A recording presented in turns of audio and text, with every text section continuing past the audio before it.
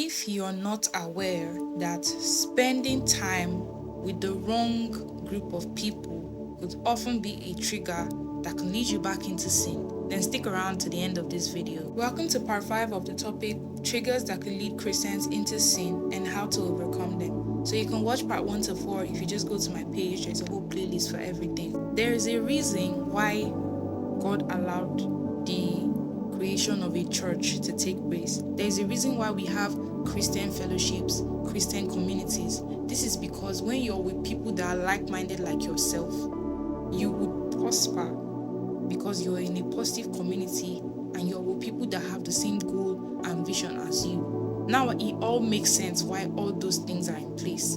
Because when you know that you're a believer, you know that you're a Christian trying to take your faith seriously, trying to walk with God, you should not be spending time with unbelievers. You should not be spending time with people that you know could be worldly and could trigger you to fall back into sin. Even in the book of Proverbs, it makes us to understand that walking with the wise will make you wise. But if you associate yourself with fools, you will get into trouble. This is very, very true, because if you are working with like-minded people you find in a church gathering that you know, okay, these people are genuine believers and they are trying to take their faith seriously. And the goal of every believer is to make heaven so that they can have eternal time to spend with God.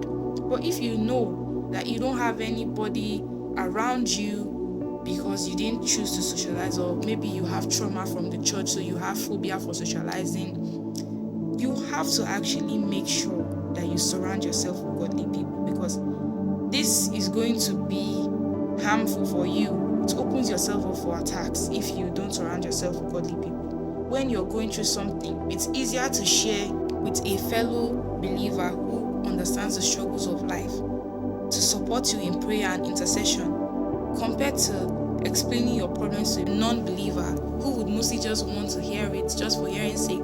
And even if they give you advice, it may be from a worldly perspective and not from a godly perspective. And like I mentioned, the point of surrounding yourself with believers is to have a like-minded belief like them, so you know you're on the same track, so that even when you fall off track, you have people that are going to guard you and make sure you are back on track.